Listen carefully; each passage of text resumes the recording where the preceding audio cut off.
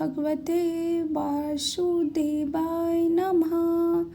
श्री विष्णु पुराण द्वितीय अंश का 13वां अध्याय। इसमें भरत चरित्र का वर्णन है।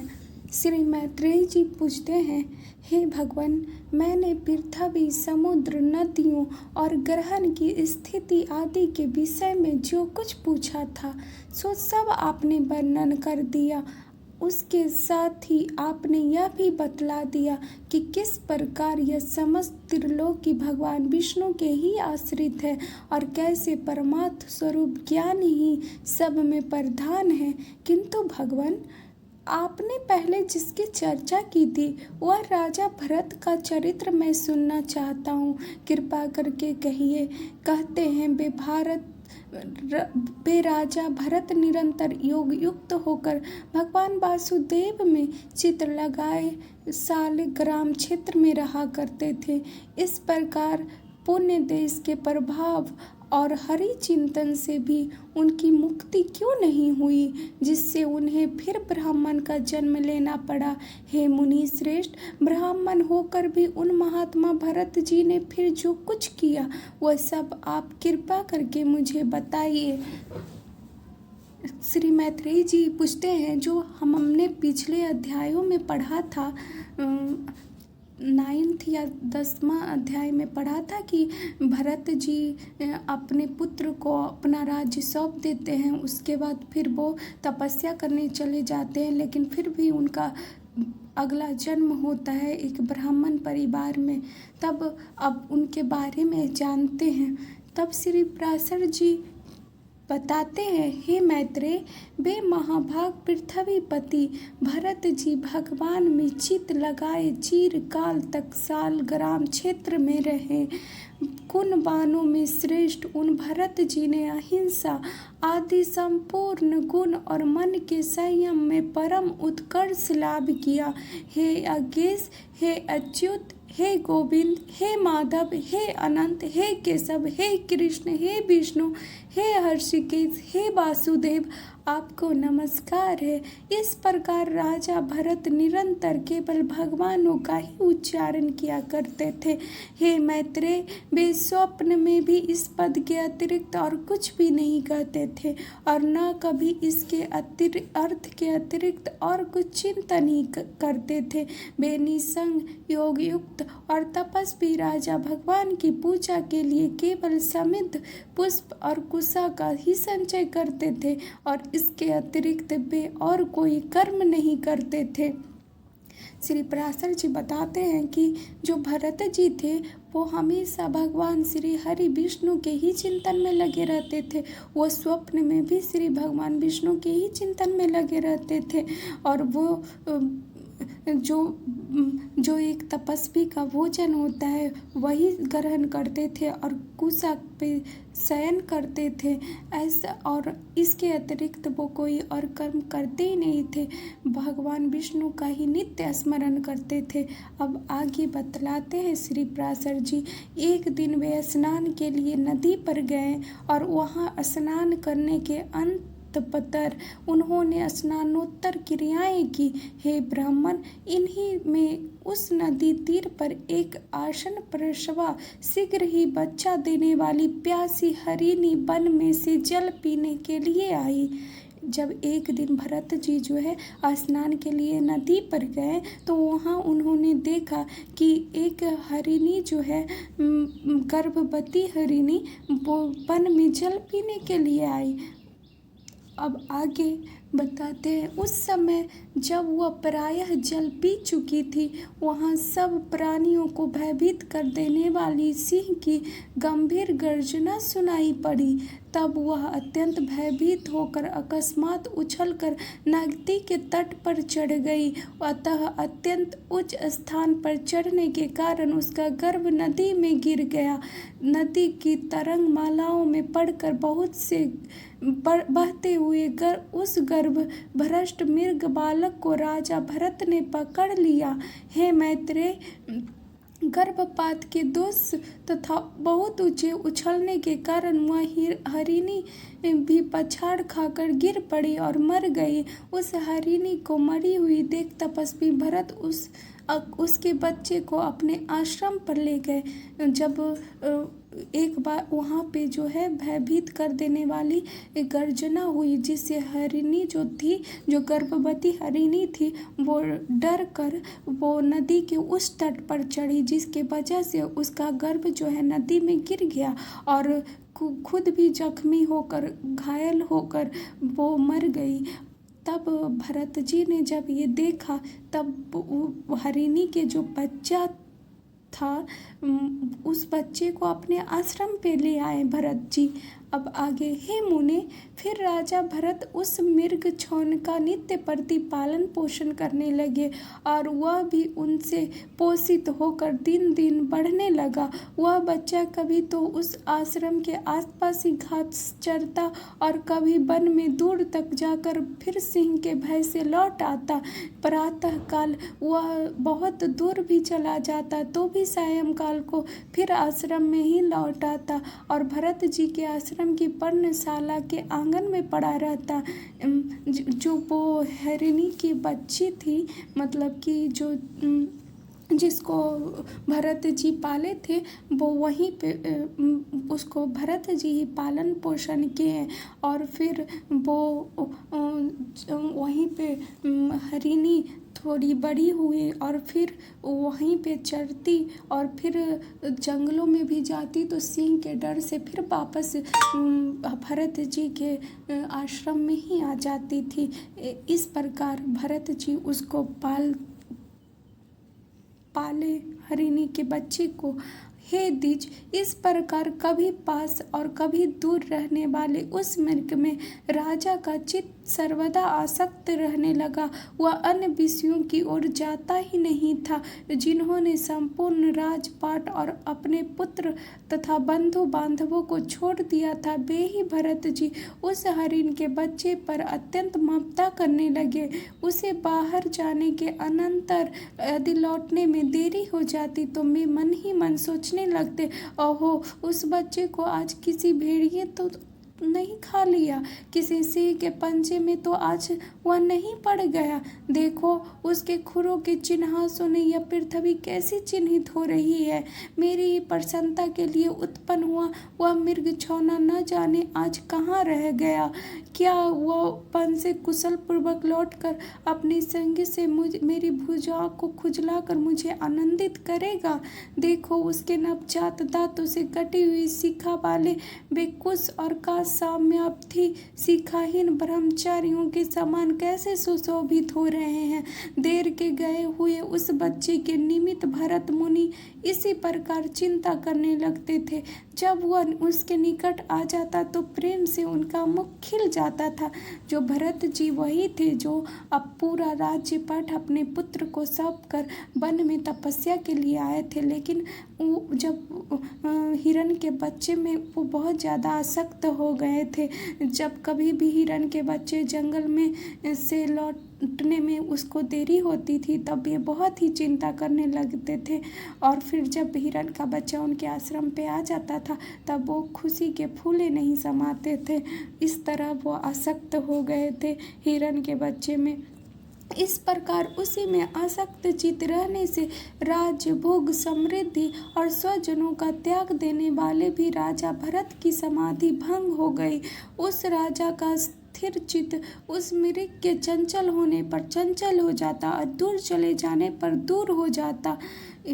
उस हिरण के बच्चे में इतने वो आसक्त हो गए कि वो भरत की जो समाधि थी, मतलब वो तपस्या करने आए थे, वो भी भंग हो चुका था। उस मृग के कारण उनके पास अगर वो मृग रहता तब वो खुश होते थे, उसके दूर चल जाने पे वो दुखी भी हो जाते थे।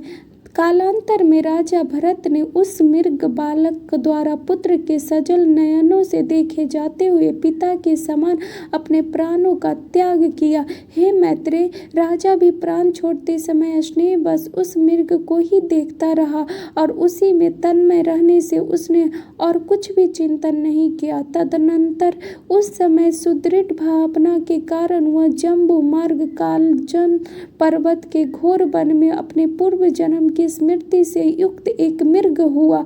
हे द्विजोत्तम, अपने पूर्व जन्म का स्मरण रहने के कारण वह संसार से उत्पन्न हो गया और अपनी माता को छोड़कर फिर सालग्राम क्षेत्र में आकर ही रहने लगा।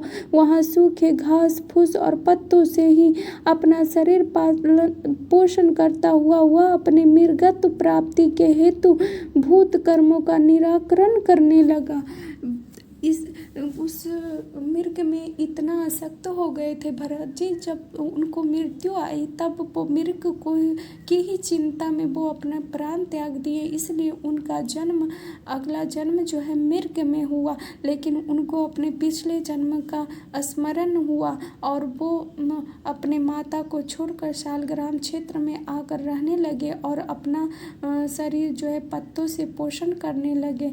अब क्या होता है, तदनंतर उस शरीर को छोड़कर उसने सदाचार संपन्न योगियों के पवित्र कुल में ब्राह्मण जन्म ग्रहण किया। उस देह में भी उसे अपने पूर्व जन्म का स्मरण बना रहा। हे मैत्रेय, वह सर्व विज्ञान संपन्न और समस्त शास्त्रों का मर्मक जानने वाला था तथा अपने आत्मा को निरंतर प्रकृति से परे देखता था।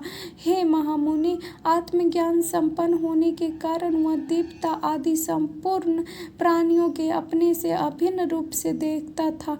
उपनयन संस्कार हो जाने पर वह गुरु के पढ़ाने पर भी वेद पाठ नहीं करता था तथा न किसी कर्म की ओर ध्यान देता और न ही कोई अन्य शास्त्र भी पढ़ता था। जब कोई उससे बहुत पूछताछ करता तो जड़ के समान उसे कुछ असंस्कृत आसार और ग्रामीण वाक्यों से मिले हुए वचन बोल देता। निरंतर मैला कुचैला शरीर, मलिन वस्त्र और अपरिमार्जित दंतयुक्त रहने के कारण वह ब्राह्मण सदा अपने नगर वासियों से अपमानित होता रहता था। उसके बाद भरत जी मृग शरीर को छोड़कर फिर ब्राह्मण कुल में जन्म उनका हुआ और फिर भी उनका पूर्व जन्म का स्मरण जो है बना रहा और इसलिए वह जो है प्रकृति से अलग अपने आप को समझते थे और वो उनको आदि सब ज्ञान होने के पश्चात भी वो वेद पाठ नहीं करते थे और कटु वचन बोल देते थे। फिर आगे क्या होता है, हे मैत्रेय, योग श्री जी के लिए सबसे अधिक हानिकारक सम्मान ही है। जो योगी अन्य मनुष्यों से अपमानित होता है वह शीघ्र ही सिद्धि लाभ प्राप्त कर लेता है। अतः योगी के मार्ग को दूषित न करते हुए ऐसा आचरण करना चाहिए जिससे लोग अपमान करें और संगति से दूर रहे। हिरण्यगर्भ के इस सारयुक्त वचन को स्मरण रखते हुए वे महामती विप्रवर अपने आप को लोगों में जड़ और उन्मत्तशाही प्रकट करते थे। कुलमास, जौ आदि, धान, साग, जंगली फल अथवा कन आदि जो कुछ भक्ष्य मिल जाता उसे थोड़े से भी बहुत मानकर उसी को खा लेते और अपना कालक्षेप करते रहते। फिर पिता के शांत हो जाने पर उनके भाई बंधु उनका सड़े गले अन्न से पोषण करते हुए उनसे खेती बाड़ी का कार्य कराने लगे। वे बैल के समान पुष्ट शरीर वाले और कर्म से जड़वत निश्चेष्ट थे। अतः केवल आहार मात्र से ही वे सब लोगों का यंत्र बन जाते थे, अर्थात सभी लोग उन्हें आहार मात्र देकर अपना अपना काम निकाल लिया करते थे। उन्हें इस प्रकार संस्कार शून्य और ब्राह्मण वेश के विरुद्ध आचरण वाला देख रात्रि के समय राज के सेवकों ने बालिकी विधि से सुसज्जित होकर कालिका का बलि पुरुष बनाया। किंतु इस प्रकार एक परम योगी ईश्वर को बालिके के लिए उपस्थित देख महाकाली ने एक तीक्ष्ण खड्ग ले उस कुकर्मा राज सेवक का गला काट डाला और अपने पार्षदों सहित उसका तीखा रुधिर पान किया। तदंतर एक दिन महात्मा सौबीर राज कहीं जा रहे थे। उस समय उनके बेगारियों ने समझा यह भी बेगारी के ही योग्य है। राजा के सेवकों ने भी भस्म में छिपे हुए अग्नि के समान उन महात्मा का रंग ढंग देखकर उन्हें बेगार के योग समझा। हे द्विज, उन सौबिराज ने मोक्ष धर्म के ज्ञाता महामुनि कपिल से यह पूछने के लिए कि इस दुखमय संसार में मनुष्यों का श्रेय किस में है, शिविका पर चढ़कर इछुमती नदी के किनारे उस महर्षि के आश्रम पर जाने का विचार किया। तब राजसेवक कहने से भरत मुनि भी उसकी पालकी को अन्य बेगारियों के बीच में लगकर वहन करने लगे।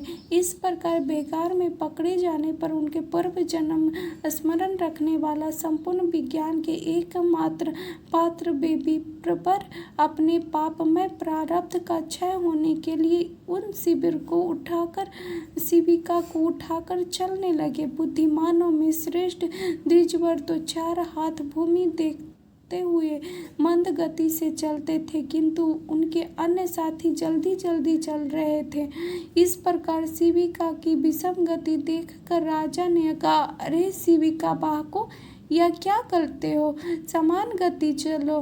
किंतु फिर भी उसकी गति उसी प्रकार विषम देखकर राजा ने कहा, अरे क्या इस प्रकार असमान भाव से क्यों चलते हो। राजा के बार बार ऐसे वचन सुनकर शिविका बाहक भरत जी को दिखाकर कहने लगे, हम में से एक यही धीरे धीरे चलता है। राजा ने कहा, अरे तूने तो अभी मेरी शिविका को थोड़ी दूरी ही वहन किया है, क्या इतने में ही थक गया। तू वैसे ही वह बहुत मोटा मुष्ट अंडा दिखाई देता है, फिर क्या तुझसे इतना भी शर्म नहीं सहा जाता। ब्राह्मण बोले, राजन, मैं न मोटा हूँ और न मैंने आपका शिविका ही उठा रखी है, मैं थका भी नहीं हूँ और न मुझे शर्म सहने की आवश्यकता है। राजा बोले, अरे तू तो प्रत्यक्ष ही मोटा दिखाई दे रहा है, इस समय तो शिविका तेरे कंधे पर रखी हुई है और बोझा ढोने से देहधारियों का श्रम होता ही है। तब ब्राह्मण बोले, मतलब कि भरत जी बोलते हैं, राजन तुम्हें प्रत्यक्ष क्या दिखाई दे रहा है, मुझे पहले यही बताओ।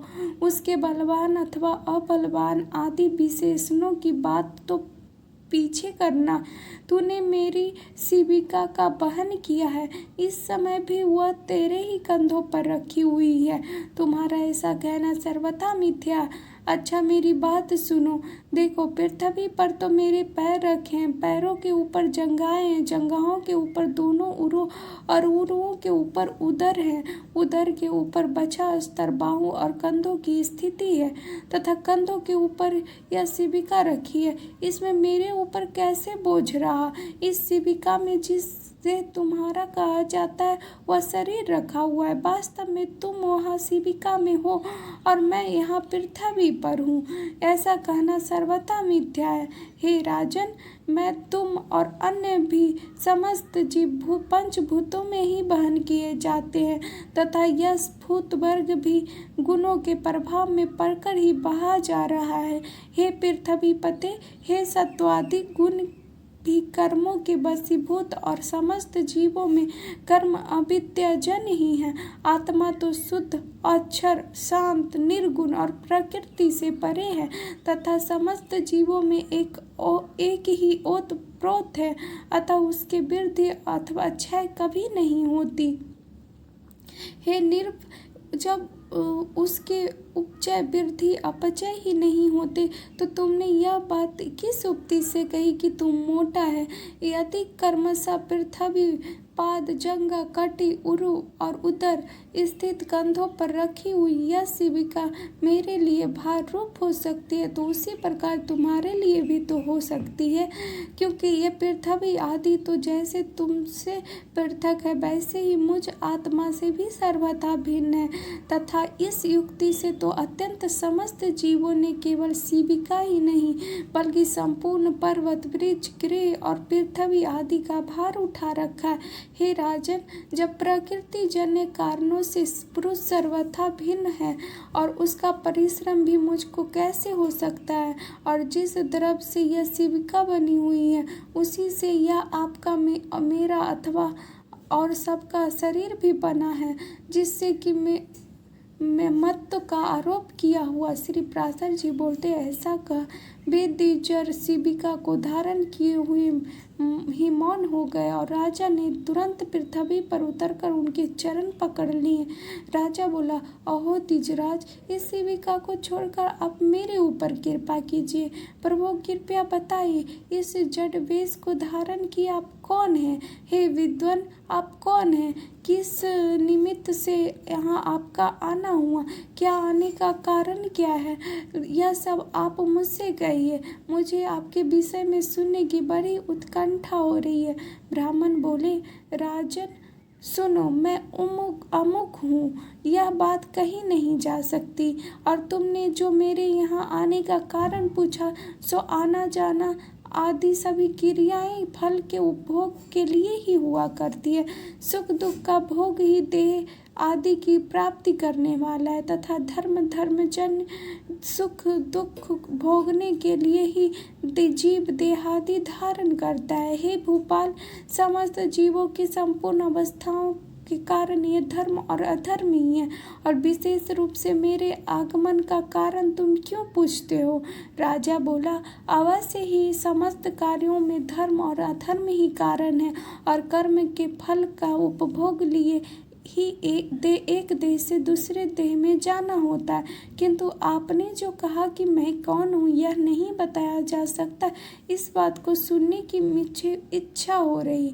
हे ब्राह्मण, जो है अर्थात जो आत्मकर्ता भोक्ता रूप से प्रतीत होता हुआ सदा सत्ता रूप से वर्तमान है, मैं हूँ, ऐसा क्यों नहीं कहा जा सकता? हे द्विज, यह अहम शब्द जो आत्मा में किसी प्रकार के दोष का कारण नहीं होता।